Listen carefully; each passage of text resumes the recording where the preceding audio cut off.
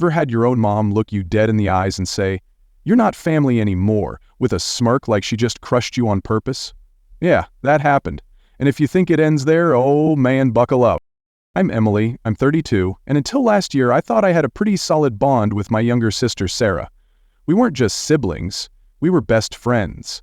Like matching Halloween costumes, sneaking out to watch midnight movies, crying over breakups together. That kind of close. So when she got engaged, I cried happy tears. I was so proud, so excited. She asked me to be her maid of honor and I said yes without a second thought. I went all in, from planning her dream honeymoon to fronting thousands of dollars for her venue and dress fitting. But what I didn't realize was this. I wasn't planning my sister's dream wedding, I was walking into a trap. One set by our mother, Barbara Rath, queen of manipulation and control. And when the truth came out, it shattered everything I believed about family. If you've ever been burned by the people you thought would always have your back, this one's for you. Let's talk betrayal, revenge, and why sometimes the best thing you can do is walk away and take everything they thought they stole from you. From the start, I was Sarah's person, not just her older sister. I was her protector, her guide, her built-in best friend. I was the one who tied her shoes when she cried in kindergarten, the one who stayed up helping her craft the perfect text to her first crush, and the one who stepped in with my own savings when her tuition for art school came up short. Our mom, she always had a favorite, and it wasn't subtle. Sarah was the golden child, the bubbly, artsy one who lit up the room. I was the serious one, the planner, the one Mom said needed to smile more and stop being so uptight. And Dad? Richard just drifted through, always nodding along, always avoiding the tension in the room like it might bite him if he looked at it too long. I never really resented it. I just kind of accepted that I was the glue holding the family together. I paid off credit card bills, I fixed the leaky sink in Mom's kitchen, I handled the car insurance when Sarah forgot to renew it. That was my role, I was the fixer, the reliable one. Outside of the family, I had my own life, a solid job as a financial consultant in Boston. I handled million-dollar portfolios. People listened to me. But back home, I was still the person everyone leaned on, without even asking if I was okay with it. So when Sarah met David, this laid-back, soft-spoken guy she met at some gallery opening, I was genuinely happy for her. He treated her well, he supported her art, and I thought, maybe for once, things are finally lining up for her. When she called me, screaming into the phone with pure joy, "Emily, you're my maid of honor, right? I can't do this without you." I didn't hesitate. I was in, fully. I jumped headfirst into planning. I made Pinterest boards, visited venues, researched caterers. I spent hours texting with her about dress styles and flower arrangements. I was pouring my time, energy, and honestly a big chunk of my money into making her day unforgettable. Then came the first shift. We were at a family dinner, and out of nowhere Mom says she's already booked the Clayton Hotel. "It's the best venue in the city, darling," she said, her eyes twinkling in that smug way that's half compliment, half slap in the face. Sarah looked thrilled. Me, I just sat there, trying not to choke on my wine. That was supposed to be our decision, mine and Sarah's. But suddenly, I was on the outside looking in. At first I told myself it was no big deal. Let Mom have her moment, I thought. It's Sarah's day, not mine. But the decisions kept coming, and I wasn't part of any of them. Mom replaced the vendors I booked. The color palette Sarah and I spent an entire Saturday picking out, scrapped. New one, no discussion. Invitations, done behind my back. I started noticing my cousin Lauren popping up in the group chats, the ones I used to be in charge of. She was holding fabric swatches, tasting cakes, posing in photos like she was running the whole show. One day at work, my coworker casually asked, "How was Sarah's dress appointment?" And I just stood there like an idiot. "What appointment?" I asked. Turns out Mom, Sarah, and Lauren had gone to the boutique without me. Champagne, selfies, laughter. I wasn't even invited. It was like they erased me from the story I helped build. When I asked Sarah about it, she just shrugged. "It was last minute, Em. Don't make a big deal." But it was a big deal. It was massive. We'd dreamed of that moment since we were kids sipping fake tea out of plastic cups, pretending to try on veils made from pillowcases. I waited for that day, and it came and went without me. The bridal shower? Lauren organized it. My suggestions? Ignored. The bachelorette party? I wasn't even looped in until it was already booked. And just like that, our bond, the one that used to feel like a lifeline, turned into something cold, distant. Our Sunday brunches became a memory, Our texts, once full of inside jokes and dumb memes, got shorter and more polite, like she was talking to an acquaintance. I tried to tell myself it would pass. Maybe it was stress or wedding pressure. Maybe Sarah just needed space. So I kept giving. I sent the money anyway. $2,500, 0 cents for the photographer. $800, 0 cents for welcome gift baskets. $8,600, 0 cents for their honeymoon in Baliaise. I booked the whole thing. Flights, resort, excursions, the works. I did it because I thought maybe if I kept showing up, she'd see me again. Not as a checkbook or a backup planner, but as her sister, her person. But the more I gave, the more invisible I became. And somewhere deep in my gut, I knew this wasn't just stress. I wasn't imagining it. I was being replaced. And the worst part, no one in my family seemed to care. That night changed everything. I was at a family gathering, standing by the hallway with a drink, when I overheard them, Mom and Laurent, talking like I wasn't even real. Emily's always been difficult, Mom said, her voice full of fake concern. She's controlling, making everything about her. I froze. Then Laurent chimed in, pretending to sound sweet but dripping with judgment. Poor Sarah. It's her wedding, not Emily's moment to shine. It felt like someone had punched me straight in the chest. My own mom, the woman I'd supported financially and emotionally for years, was behind my back, twisting the truth. And Lauren? She wasn't even part of our inner circle growing up. Now suddenly, she was taking my place, and enjoying every second of it. That night, I cried in Michael's arms, my boyfriend who had been watching all of this unfold. What if they really don't want me there? I sobbed, shaking. He pulled me close and said gently, then ask her. Talk to Sarah directly. Don't let them speak for her. So I did. I texted Sarah, we need to talk, about the wedding and about us. Hours passed before I got a reply. Come to Mom and Dad's Thursday at 7. I felt a tiny flicker of hope. Maybe she was ready to clear the air. Maybe this would be the conversation that saved our bond. But I had no idea I was walking into a setup. That Thursday I walked into my parents' house holding my breath. The second I saw the room, I knew something was off. Mom stood behind Sarah like some twisted bodyguard. Dad was in the corner, pale and avoiding eye contact. And Lauren? She was sitting in the seat that used to be mine like she owned it. Sarah wouldn't even look at me. Then Mom started, cold and rehearsed. Your involvement is a problem, she said. You're controlling. You're overshadowing Sarah. It's not about you. I turned to Sarah, trying to get even a flicker of honesty out of her. Is that how you feel? I asked. Her voice was barely above a whisper. It's just stressful when you're involved. That's when Mom dropped the wedding. Not as maid of honor, not as a bridesmaid, not even as a guest. I couldn't speak, couldn't breathe. My ears rang and my legs felt like jelly. My sister, the one I raised, protected, supported, was just sitting there, saying nothing. And my dad? Wouldn't even meet my eyes. And Lauren? She had this smug, victorious little grin like she had finally pushed me off the cliff. I stumbled out the front door, barely able to see through my tears. I drove home numb, hands shaking on the wheel. Michael opened the door before I could even knock. I broke down in his arms, sobbing the whole story. Mom's smirk, Sarah's silence, that cold, disgusting sentence. You're not welcome. Michael was furious. They can't do this. You're her sister. But deep down I knew it was over. I had lost her. Or maybe I never really had her. That night, I didn't sleep. I kept hearing Mom's voice echoing in my mind like poison. By the time the sun came up, I was done. Done being used. Done pretending everything was okay. I picked up my phone and started taking back everything.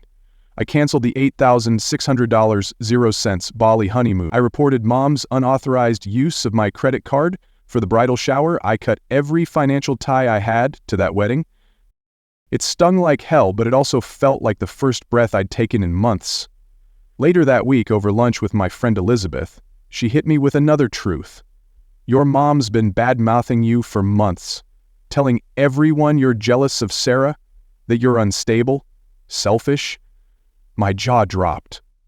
I thought the wedding drama was a one-time thing. But no, this had been building. Aunt Susan confirmed it a few days later. She did the same thing to me, she said quietly. Barbara's always needed someone to make the villain. You're just her latest scapegoat. My friend Rachel, who's also a therapist, helped me understand it for the first time. "This is narcissistic family dynamics," she said. "Your mom made Sarah the golden child. You were the responsible, on the scapegoat, the one who takes the blame no matter what." I felt like something finally clicked, like all the pieces of my broken heart were starting to spell out the truth. I wasn't crazy. I wasn't overreacting. I had been manipulated for years. Then at 3 a.m. I got a text from Sarah. "I'm so sorry. Mom lied about you. Please call me." I stared at the screen in shock. Minutes later, David, Sarah's fiancé, called too. His voice was serious. "Emily, I just found out the truth. Barbara's been lying to all of us. She faked texts, deleted your messages, even rerouted your calls to her number. Sarah thought you were ignoring her, that you bailed." My head spun. It was all her. All Mom. Every missed moment, every tear, every piece of our shattered relationship, engineered by her.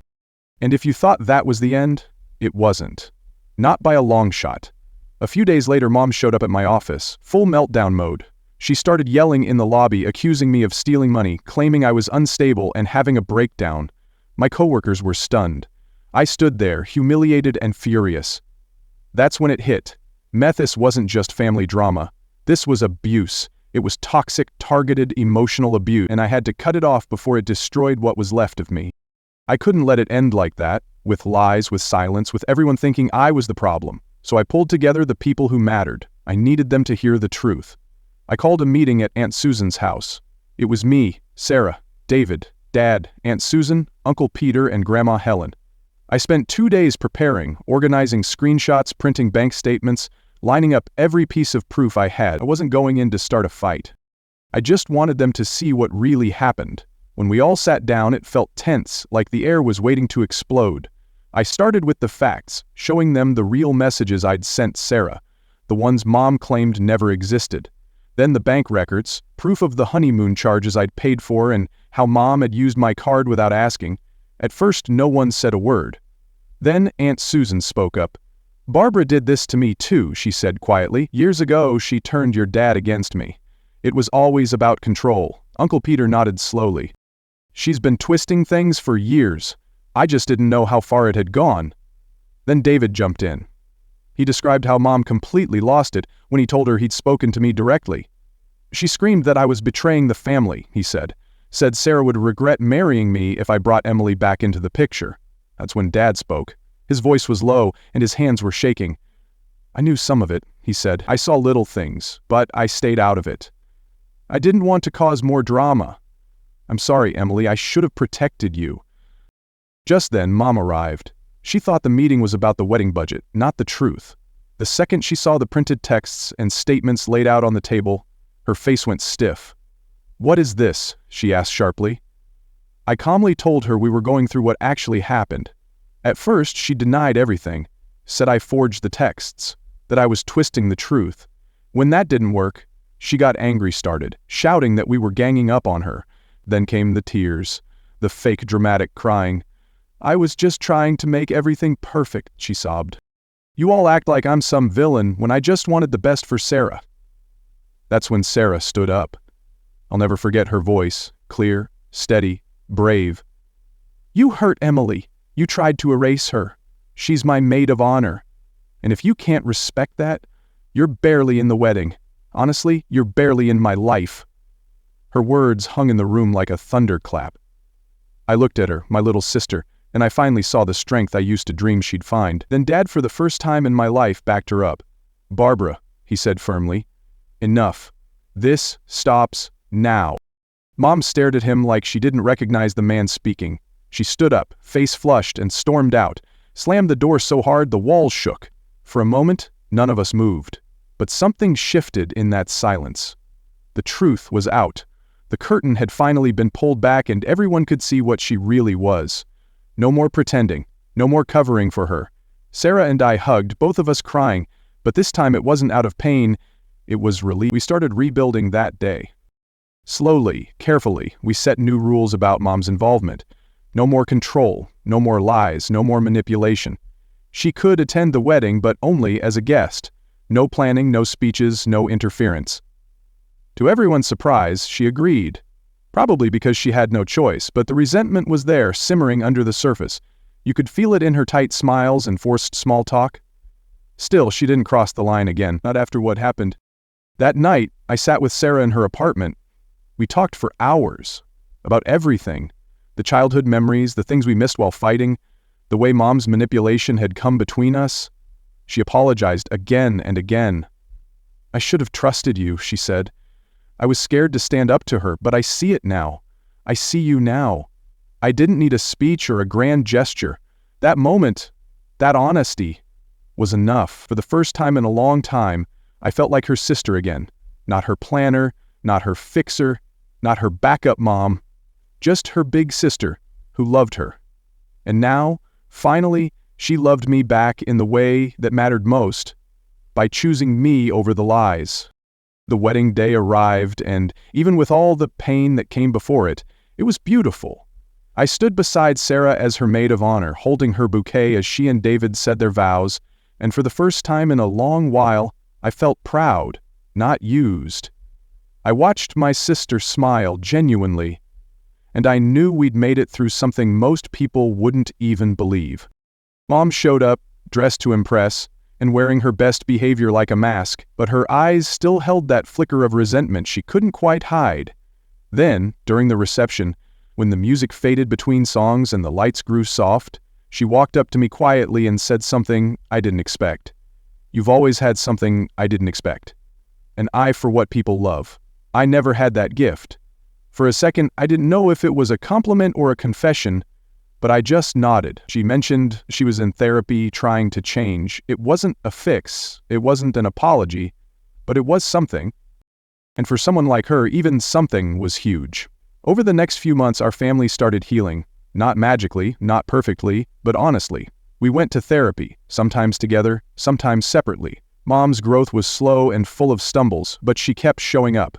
Dad started speaking more, no longer hiding behind silence. Sarah and I rebuilt what we lost, not out of guilt or duty, but out of truth and effort. She was no longer just my baby sister. I saw her as an equal, someone who had faced hard truths and grown stronger. I surprised her and David later by rebooking a simpler version of their Bali honeymoon. No fancy resorts, no grand gesture, just a peaceful, meaningful trip they could enjoy without strings. That was my gift to them. Freedom. Then, 6 months later, Michael proposed to me. I said yes with a full heart, but I made it clear from the start. Our wedding would be ours. No drama, no games, no expectations. Just love. Sarah was there, holding my hand through every plan, and when she gave birth to her daughter a year later, she named her Emily. I cried like a baby. That moment, hearing my name come from the mouth of someone who once felt so far away, was a full circle I never saw coming. And through all of it, I learned something that changed me forever. Forgiveness doesn't mean pretending nothing happened. It means remembering it all, setting boundaries, and choosing to love in a way that protects your peace. I am not valuable because of what I give or how much I sacrifice. I have worth because of who I am, even when no one sees it. If you're watching this and stuck in a family mess that's draining the life out of you, please hear me. You're not alone. You can draw a line. You can speak up. You can take back your voice without becoming the villain. The people who love you will meet you where you are.